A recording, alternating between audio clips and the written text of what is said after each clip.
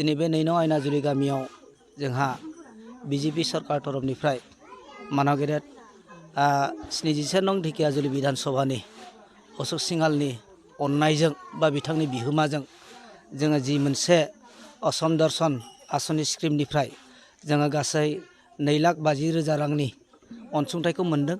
दा बे बेलायाव जों बुंनांगोन जोंनि एरियायाव जों हग्राजुलिनि जानानै बा हग्राजुलियाव जोङो गासै मोनब्रै मोनदों। मोननैया जोंनि बे मोननैया जाबाय ब्रह्म समाजनि, मोनसेया जाबाय खावब्ला, बियो ब्रह्म समाजनि आनसलिक ब्रह्म समाजनि बियो मन्दिरनि वाल, आरो जोंहा नैथियाव मोनदों जोंहा नैबे अदालबारि दखरानि ब्रह्म समाजनि आनसलिक मन्दिरनि बेबो हाफ वाल।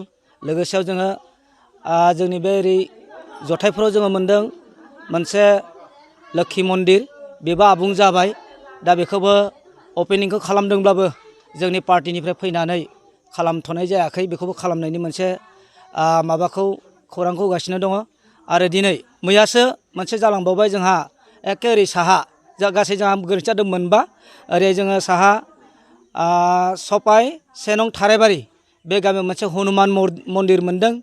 बेयाव मैयासो शिब भक्त बिथांमोना गासिबो ज' जानानै बैसागो बिदाय मेलाजों लोगोसे बिथांमोना मोजाङै खुंदोंमोन। बेयाव जोङो पार्टिनि जानानै मानव गेदेर जोंहा अशोक सिंहालनिनो गाहाय पिए टंकेश्वर शर्मा बिथांखौबो जों खावलायदोंमोन, मण्डलनिफ्राय खावलायदोंमोन। दुखुनांथाव गावसोरनि हास्लाबि समाव बिथांमोना फैनो हायासै। अब्लाबो जोङो मैयानि समाव जिथु हनुमान मन्दिरखौबो जिथु 2,50,000 बे मन्दिराबो कमप्लिट जाबाय आरो जों बेखौ मोजां मैया अपेनिं खालामनो हाबाय।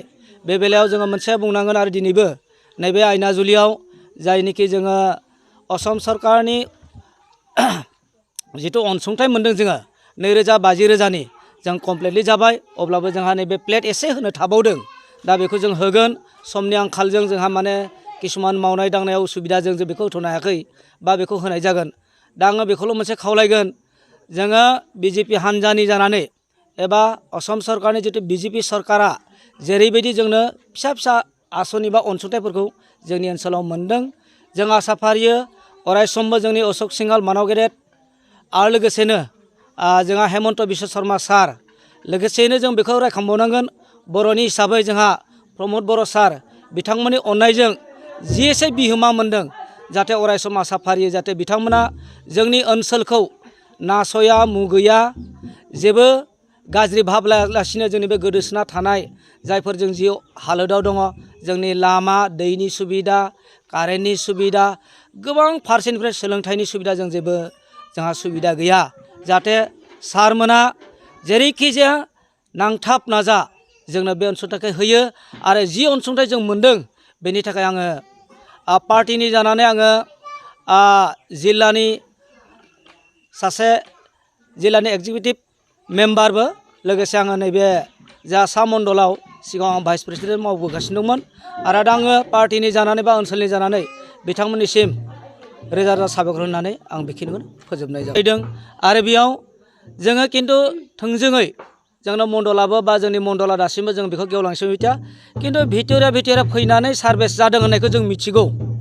सार्भिसा जादों, नाथाय दासिमबो मावफुंनाय जायाखै आरो बे फारिया मावफुंजागोन होननानै जों बेखौ मिथिगौ। आरो बेयो जों जेब्ला आसाम गभर्नमेन्टआ अखम दर्पन होननाय मोनसे स्किम फोसावदोंमोन, बेवहाय गोबां थानसालि बिदिनो बायदि बायदि गुबुन गुबुन धोरोमनि बेबायदि थानसालिफोरखौ बेवहाय अनसुंथाइ हरनायनि जा मोनसे बे फसंथान, बेखौ जों खोनानानै जोंनि गामिनि रायजो बिथांमोनाबो जिहेथु थांनाय जा इलेक्सन बेवहाय जों गासिबो जोंनि बर' हारि होनना बुंनांगोन, ढेकियाजुलि समस्तिनि सिङाव थानाय माखासे बे थानसालि बा बेबायदि मोनसे फिसा फिसा स्किमनिल' नङा, जोंनि बर' हारिनि माखासे गेदेरथार जोंहा सार्थ दङ मोनसे। दा बेखौ लानानै जों बिथांमोननो भट होदोंमोन। दा बेनि गेजेरावनो नैबे जिहेतु गामि गामि हाबनायनि नैबे मोनसे बेबो मोनसे अनसुंथाइ सरकारनि। दा बेवहाय बेखौ जों मोनथिनानै जों बिदिनो आर'ज बिलाइ होनाय जादों, गथायनाय जादोंमोन जोंनि लकेल MLA बिथांनिसिम। दा बे हिसाबै बिथांमोना जोंनि आर'जलाइखौ आजावनानै जोंनिसिम बे मोनसे असम दर्पणनि सिङाव जोंनि गामिनि थाखाय मोनसे बे थानसालिखौ सेंसन खालामदों। बे हिसाबै जों दिनै बेबायदिनो बिथांमोना जा इन्सट्राकसन हरदों बे इन्सट्राकसन बायदियै खामानिखौ मावफुंनानै जों दिनै बे बिथांमोननि जा स्किम हरनाय बेखौ जों मावफुंबाय। दा दिनै बेखौनो बेखेवनायनि हाबाफारि लादों। बेवहाय जोङो जोंनि रायजोनि जानानै जोंनि मानाव गेदेर चिफ मिनिस्टार हिमन्त बिश्व शर्माजों लोगोसे जोंनि लकेल MLA बिथांमोनखौ जों सिगांग्रो साबायखर जासिहरदों। जोंनि जा मोनसे फिसा गामिब्लाबो जोंखौ अननानै नै मोनसे थानसालिखौ लुफुंनो हानायनि बिथांमोना जोंनो मोनसे राहाखौ होदों। दा बेनिफ्राय जोंनि लकेलिटि हिसाबै जा बिथांमोना जोंनो बायदिसिना आफाद दाना होदों फिसा फिनला बिथांमोननि दैदेनगिरि बिथांमोनखौबो जों गामिनि जानानै साबायखर जासियो। आरो इयुनाव बेल' जिहेथु बेयो साफिसियेन्ट नङा, गंसे गिदिर थानसालि जानांगौ जायोबा गोबां बिदिनो स्किम गिदिर नांगौ जायो। दा बेफोरखौ उनाव आद्रा थानाय खामानिखौबो जोङो बिथांमोननिफ्राय अनसुंथाइखौ मोनगोन होननानै जों आसा खालामनाय थादों आरो। बिजेपि सरकारा अननाय हरनायलाय जोङो आइजो आइला गासिबो जमा जानानै मदद खालामनानै जों बेखौनो मोजां मोननाय थाबाय आरो। बिदिनो जोङो अननाय लुगैनायखाय दा हरबाय नालाय जोङो मोजाङै बेखौनो अननाय मोनो आरो। गोजोननाय 2 नम्बर आयनाजुलि होनो। माखासे गेदेमाफोरनि अननायजों जोङो निस्सय जोंनि बे 2 नं आयनाजुलि गामियाव फसंथानखौ मोजांनिफ्राय मोजां एसे खालामनो राहा मोननायलाय जों गोजोननाय मोनदों। दा बेखौनो लानानै जोङो फारसेथिंजाय गामिनि रायजो राजाफोरखौ खौसेथि लानानै आरो जौगानायखौ लाबोनो थाखाय जोङो सेस्था लाबाय थादों। दा जोङो साबायखर होदों बेखौनो बिजेपि सरकारखौबो जों साबायखर होदों। आरो जोंनि बे आसाम सरकारनिनो बिथां हिमन्त बिश्व शर्मा सारखौबो जोङो जोबोद मोजां मोनदों। मानोना फिसा फिसौ बेबायदिनो गामि ओनसोलफोराव माखासे बेफोरबायदिनो अननायफोरखौ होनो हायोब्ला जाहाथे बिजेपि सरकारा अरायसम जौगानायाव थांबाय थानो हागोन। आरो जोंनि खना खनला गामिफ्राबो एसे जौगानायखौ मोनोब्ला जाहाथे जथेस्थ' दिनै राहा मोनगोन। मानो होनबा जोंनि बिथुरिया जायगाफ्राव गोबां मानसियानो दिनै आंखालनि गेजेरजों दङ। दा फारसेथिंजाय सिबिसालिफोरखौ जोङो मोजां रोखोमै बानायनो हायाखै। दिनै अनुस्थान फरायसालिफोरखौ जोङो मोजां रोखोम बानायनो हायाखै। बेबायदिनो निस्सय जोंखौ सरकारा नायफिनबाय थायोब्ला अनसुंथाइ होयोब्ला जाहाथे बयबो जौगाथारनो हागोन बेखौनो आसा फारिनानै जोङो बिजेपि सरकारनि अननायखौ मोननानै जों एसेबाबो दावगानो हादों। जों एसे गोजोननाय मोनदों, रायजो राजाफ्राबो गोजोनदों।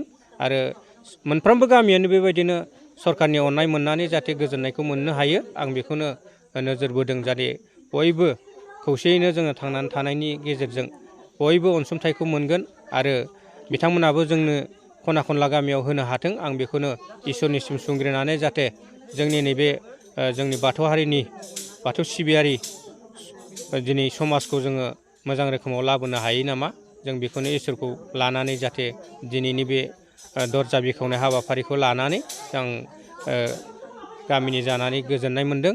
आरो नोंथांमोननि चेनेलखौबो आं गोजोननाय मोनदों। जाहाथे जों फिसा फिसौ गामिफ्राव नोंथांमोननि चेनेलनिफ्रायबो गुबुन चेनेलनिफ्रायबो फैनानै जोंखौ बोखाङोब्ला बा खना खनला गामिखौ बोखाङोब्ला निस्सय जोङो अनलायनाया गोथार महरै थागोन आं बेखौ मिजिंथिनानै आं बारा गोबाव बुंनो सानाखै। बेखिनिखौनो बुंनानै जाहाथे बयबो खौसेथिनि गेजेरजों आफा इसोरनि अननायखौ मोननानै थांनानै थानो हाथों आं बेखौ मिजिंथिनानै आंनि बुंनांगौ बेखिनियावनो फोजोबदों आरो गोजोन्थों।